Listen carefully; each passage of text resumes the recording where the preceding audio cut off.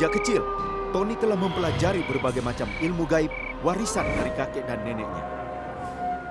Dari ilmu tingkatan pemula sampai tingkatan terakhir, semua dikuasai Tony.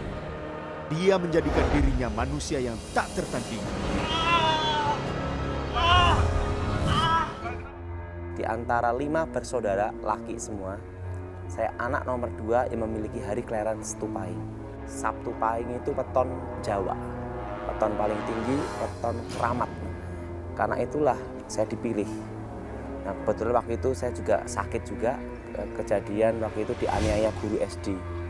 Nah, sama kakek saya disembuhkan. Tapi ada syarat perjanjian bahwa saya harus jadi muridnya dia, menjadi anak angkatnya dia langsung untuk menjadi pewaris ilmu terakhir. Karena kakek nenek buyut saya mengalami susah mati kalau itu tidak diturunkan. Untuk mengalahkan rasa takut itu saya ditunjukkan kesaktian dia dulu. Waktu pertama kali ditunjukin ilmu menghilang dulu sama ilmu pindah tempat. Pada waktu di rumahnya, di depan mata, udah ada di belakang. Begitu saya lihat belakang, hilang, udah di depan saya lagi. Nah, setelah itu saya cari, sudah ada di luar rumah. Di situ saya lihat, kagum. Wah, hebat juga ini. Wah, kalau punya ilmu kayak gini, enak juga ini. Nah, akhirnya saya tertarik. Di situ saya punya keyakinan, kalau saya sama kakek saya pasti tidak akan mencelakain saya. Ketertarikannya untuk mempelajari ilmu gaib membuat Tony harus melewati beberapa ujian. Harus melewati ritual-ritualnya itu, mau tidak mau harus belajar. Jadi pada waktu saya belajar ilmu itu, lihat setan udah biasa, karena temannya setan. Berbagai ritual telah dilaluinya. Sang kakek pun akhirnya mewariskan sebuah ilmu kepada Tony. Pertama itu saya belajar ilmu aji tapak banyu. Jadi ilmu mengambang di atas air. Jadi tidak bisa tenggelam di air. Tahap dasar untuk mempelajari ilmu untuk menyatu dengan alam. Lulus dan tidaknya belajar ilmu berikutnya harus pertama itu dulu. Keseimbangan antara tubuh, jiwa, dan roh, menyatunya manusia dengan alam itu. Ya ditunjukin aja, dia bisa jalan dek-dek gitu aja. Kalau saya lihat, akhirnya saya lakuin. Tapi saat tertentu dibawa ke perbukitan atau di gunung itu selalu pasti. 7 hari poso mutih, kita harus jalan terus. Jadi tidak boleh makan dengan tangan. Mulut gini itu pun harus hanya daun-daun aja. Nah, setelah itu baru baca mantranya. Selama 3 hari itu harus mengucapin mantra. Setelah itu istirahat sebentar, mengucapin mantra sampai 3 hari itu pati geni. Tidak makan, tidak minum, dan tidak boleh lihat unsur cahaya. Nah, setelah itu baru dipraktekin ilmunya. Mempraktekkan ya di depan guru saya, suruh bacain mantra, pindah. Jadi pikiran saya ingin ke sana, langsung pindah. Tidak hanya kakeknya yang mewariskan ilmu gaib tersebut. Neneknya pun siap untuk mewariskan ilmu hitam tingkat tinggi. Saya belajar ilmu hitam dari nenek saya. Membunuh jarak jauh. Ada ritual-ritual juga. Jadi ritual darah itu binatang dikorbankan. Waktu itu saya diberitahu kalau tidak ingin melukai diri sendiri harus membunuh orang. Saya tidak mau. Lebih baik saya melukai diri sendiri. Kau harus membunuh orang sebagai korban. Saya tidak bisa membunuh orang, Nek. Kalau begitu kamu harus mengorbankan darah kamu. Darah saya curahkan. Saya di sini ada luka. Darah saya persembahkan juga. Sudah lengkap itu pasang susuk untuk kebal senjata. Waktu itu saya masih ingat tuh jarum emas sama tembaga. Sama nenek saya ngomong, kamu harus makan. Saya lihat gimana cara makannya ya. Tapi nenek saya ngomong, kamu yakin aja. Nah, sejak kecil kan saya punya sugesti. Saya yakin guru saya tidak nyelakain saya. Tenggorokan ini sampai sini rasa sakit sekali. Tiba-tiba itu seperti jarum itu berjalan seret, seret, seret, seperti apa yang ditunjukkan ke guru saya itu. Kamu telah menguasai ilmu santet tingkat tinggi, Joko.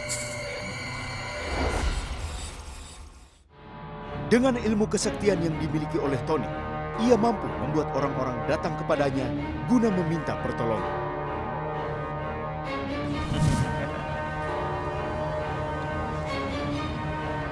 Apakah ini orang? Coba. Iya. Iya, Ki. Sekarang saya akan mengerjakannya. Yang boneka ini. Supaya orang itu sakitnya pindah-pindah. Kayak boneka gini kan. Jadi itu benda dibacain mantra, set kirim. Terus kena kepalanya pening gitu. Terusan buat orang itu sekarat itu, mati ndak hidup ndak, itu sering. Pokoknya sesuai order aja. Saya nggak suka ya lakuin semua. Tapi saya punya batas, tidak boleh bunuh. Saya buat orang setengah mati aja udah gitu. Tony terus memperdalam ilmu-ilmunya, bahkan telah mencapai ilmu tingkat akhir. Ya, kekuatannya itu kalau memukul orang jarak 50 km itu mati langsung. Dan itu ilmu santet tingkat tinggi. Ilmu itu punya pantangan tidak boleh menikah, tidak boleh nyentuh wanita. Nah itu yang paling berat. Nah, ritualnya paling berat dari semua ritual. Tidak boleh makan, tidak boleh minum selama 7 hari 7 malam. Untuk menguasai ilmu itu butuh berapa bulan? Baru bisa ilmu terakhir itu. Waktu itu ingin menjadi orang nomor 1 aja. Saya ingin menjadi orang yang tanpa tanding gitu aja. Saya tuh kehilangan arah tuh waktu guru saya meninggal dunia. Waktu itu saya ingin mencoba kesaktian itu. Tapi saya tidak mau nyoba kesaktian itu ke orang biasa. Nah disitulah saya bertarung, cari lawan, pergi ke dukun-dukun. Waktu itu saya masih ingat di berbagai macam tempat di Gunung Lawu, saya di berbagai tempat di tanah Jawa ini udah saya kunjungin. Nah, saya kalahkan mereka satu persatu, dukun-dukun itu. Rasa takut ada. Kenapa ada rasa takut? Kita takut pasti ada orang tahu kelemahan kita. Dan yang kedua, ketakutan akan kutukan yang akan datang. Atas bujukan saudaranya, Tony mengikuti sebuah ibadah. Namun ketika dia berada di sana, Tony merasa tertantang dengan perkataan seorang pembicara. Orang Kristen tidak bisa disantet, tidak bisa dimantrai, tidak bisa diguna-guna. Saudara-saudara yang terkasih, bahwa orang Kristen tidak bisa disantet, tidak bisa dimantrai, dan tidak bisa diguna-gunai.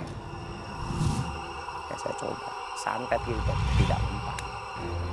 Nah, tiba-tiba pendeta Gilbert ngomong, Bagi saudara-saudara yang hadir di ruangan ini, yang mempunyai jimat-jimat atau dukun sekalipun, maju ke depan, kami undang ke altar. datang Gilbert. Nah waktu itu saya bingung, artakol itu apa? Tak kira tempat adu ilmu. Nah, taunya didoain. Tujuan saya itu untuk bertarung, bukan untuk didoain. Di situ saya tantang Gilbert bertarung. Kamu menantang saya. Ayo kita bertarung. Tunjukkan kesaktian kamu. Gilbert tatap saya. Besok pagi saudara datang sini, saya tunggu. Haleluya. Besok pagi aku akan datang ke sini. Saya pulang, satu malam saya susah tidur waktu itu. Besoknya saya datang jam 8 pagi. Nah pendeta-pendeta udah nungguin saya, itu pendeta-pendeta. Gilbert. Nah pendeta Gilbert datang. Di situ saya bertarung. Di pertarungan saya dengan pendeta Gilbert itu bukan jarak jauh. Jarak dekat 1 meter muka dengan muka. Ya mukul bener gini. Bukan alam roh lagi. Ya, aku Tony. Ayo kita bertarung. Oke, silakan.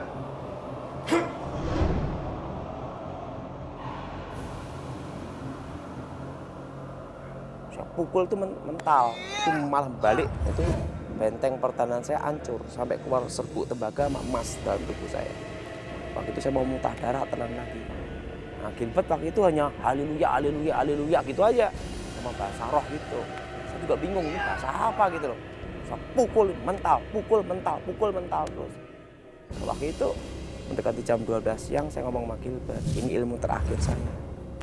Kalau saya kalah saya berguru sama kamu, kalau saya menang kamu mati. Saya kalah.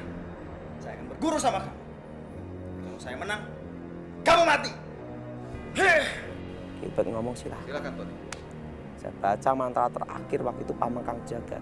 Sekali pukul 50 km batu hancur. Saya baca mantra Pamengkang Jagat itu, saya buka mata. Saya lihat dari tubuhnya pendeta Gilbert keluar cahaya terang. Di situ saya grogi, maju atau tidak. Karena selama 2 hari itu ilmunya mental semua. Saya ingat pesan guru saya. Mendekat nanti usia 18 tahun, kamu melihat suatu cahaya terang. Tak ini disebut Nur Cahyo. Tapi saya ambil keputusan maju, saya pukul Gilbert. Waktu saya pukul Gilbert, cahaya itu membuat saya terpental. Itu cahaya ini warnanya kuning keemas-emasan sinar pelangi. Cahaya itu membuat saya terpental kira-kira 10-12 meter. Saya kalah, hilang ingatan, gila setahun. Selama berbulan-bulan dia terus didoakan. Hingga 1 tahun setelah peristiwa tersebut, sesuatu yang supranatural terjadi. Waktu saya mental kalah itu gelap. Nah, waktu tepat setahun itu tahun 93, ada cahaya datang. Masuk kepala saya sembuh seketika. Dan ada damai yang luar biasa di hati saya.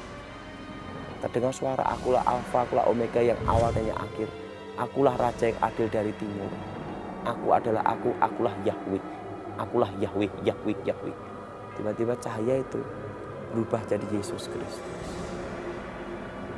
Saya tidak bisa lihat wajahnya, hanya jubahnya. Dan suara itu berkata, akulah Yesus. Saya ketemu Yesus sendiri. Dan cahaya itu berubah. Satu sosok, jubah putih, terang benderang. Tapi saya tidak bisa lihat wajahnya. Nah, disitulah saya bertobat. Saat Tuhan Yesus menghilang depan saya. Tiba-tiba saya mau nyoba kesaktian, saya hilang semua, saudara. Penglihatan yang ia alami membuat Tony ingin mencari kebenaran. Siapa Yesus sebenarnya? Setelah saya sembuh, Pendeta Gilbert kebetulan ada di Solo. Saya cariin dia, ketemu. Cerita tentang ketemu cahaya ini, dia ngomong Yesus. Gitu. Dan Pendeta Gilbert ngomong, kamu harus sekolah Alkitab. Apakah kamu betul-betul bertobat atau nanti kumat lagi? Disitulah saya sekolah Alkitab. 3 tahun saya di Inteos, lulus. Nah disitulah saya percaya Yesus, melayani Tuhan sampai sekarang. Proses demi proses ia jalani. Dari seorang dukun yang sakti, Tuhan mengubahkan kehidupannya. Tapi setelah saya lewatin semuanya, hanya satu yang bisa mengalahkan, Yesus Kristus. Dan waktu saya belum bertobat, hidup saya tidak bisa tenang, tidak ada damai. Setelah saya bertobat, hidup saya damai dan tahu artinya hidup, tujuan saya itu apa, Yesus Kristus. Mau menyelamatkan orang berdosa. Saya tidak nyangka bisa bertobat, karena setelah saya bertobat saya sadari bahwa ada panggilan Tuhan untuk melayani, supaya saya menjadi berkat bagi banyak orang. Supaya tidak banyak orang tersesat seperti jalan saya waktu belum bertobat.